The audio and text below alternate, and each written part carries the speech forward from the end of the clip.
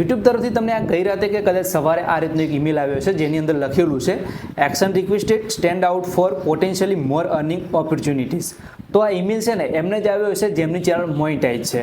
તો તમારી પણ ચેનલ જો મોનેટાઇઝ છે ને તમને આ રીતનો એક ઈમેલ આવ્યો છે અને તમને ખબર નથી પડતી કે આ ઈમેલની અંદર શું લખેલું છે અને આ ઈમેલને કઈ રીતે આપણે નીચે એક બટન આપેલું છે તમે જોઈ શકો છો કન્ફર્મ યોર ચોઇસ। તો આની અંદર ક્લિક કરવું કે ના કરવું આ સંપૂર્ણ માહિતી તમને આ વિડીયોની અંદર હું તમને આપવાનો છું। તો વિડીયો પૂરેપૂરો જોઈ લેજો એટલે તમને સંપૂર્ણ માહિતી આ વિડીયોની અંદર મળી જાય। અને જો પહેલીવાર આપણી ચેનલની અંદર આવ્યો છો અને ગુજરાતી ભાષામાં યુટ્યુબને સમજવા માંગો છો તો આપણે આ ચેનલને સબસ્ક્રાઇબ કરી દો અને બાજુમાં બેલ આવે એને પણ ઓલ ઉપર સેટ કરી દો જેથી બીજા વિડીયો આવશે તેની નોટિફિકેશન તમને મળતી રહેશે। તો મિત્રો આ ઈમેલ છે ને એ ખૂબ જ ઉપયોગી છે આપણા માટે, કારણ કે તમને ખબર જ હશે કે અમુક જે યુટ્યુબર પહેલાં છે વિડીયોની અંદર એમની જાહેરાત કરતા હોય છે, બરાબર? તો એની અંદર અમુક પ્રોડક્ટ હોય, કોઈ વસ્તુ હોય એનું પ્રમોશન કરતા હોય છે અને એમને પૈસા મળતા હોય છે। તો આ ઈમેલ છે ને એ એના રિલેટેડ જ છે।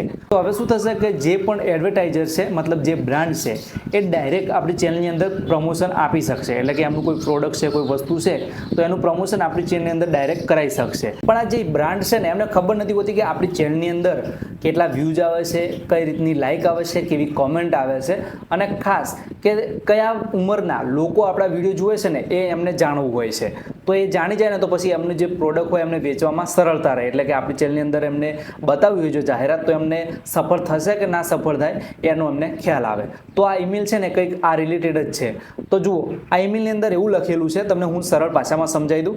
તો અહીંયા નીચે તમે આવશો ને તો આ રીતનું તમને દેખાશે, તો એની અંદર લખેલું છે ચેનલ સ્ટેટિક્સ, બરાબર? તો મતલબ એનું શું થાય છે, માની લો કે તમારી ચેનલની અંદર કેટલા વ્યૂ આવે છે, કેવી કોમેન્ટ આવે છે અને કયા લોકો તમારા વિડીયો જુએ છે, કયા ઉંમરના, એનો ડિટેલ્સ છે ને જે પણ બ્રાન્ડ હશે જે જાહેરાત કરવા માંગતા છે આપણી ચેનલની અંદર એમને દેખાશે। પછી બીજું કે કયા લોકો તમારા વિડીયો જુએ છે, મેલ ફિમેલ, આ બધી ડિટેલ્સ છે ને જે અમુક ચેનલમાં હોય છે, આપણે વાયટી સ્ટુડિયોની અંદર જોતા હોય છે, તો આ ડિટેલ્સ જે બ્રાન્ડ એડવર્ટાઇઝર છે ને એમને દેખાશે। તો એમને શું ફાયદો થશે એનાથી કે એમને કઈ જાહેરાત આપણી ચેનલની અંદર બતાવીને મતલબ કે એમને એડવર્ટાઇઝ કરાવી છે આપણી ચેનલની સાથે મતલબ આપણા વિડીયોની અંદર, તો એ લોકો જો જાહેરાત આપણા જોડે કરાવે છે તો એમને ફાયદો થશે કે ના થાય એનો આ જે છે એમને ડેટા મળી રહેશે। તો આ બધી ડિટેલ્સ છે જે ડાટા છે ને એ બ્રાન્ડ છે જે જાહેરાત કરવા માંગે છે એમને દેખાશે, બરાબર? એનાથી આપણે જે ચેનલની અર્નિંગ છે એવું કોઈ સિક્યુરિટીમાં કોઈ પ્રોબ્લેમ નહીં આવે।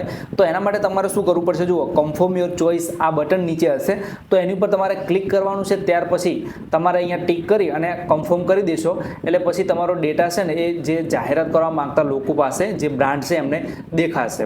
અને પછી એનાથી આપણી અર્નિંગ કઈ રીતે વધશે હવે એ સમજો।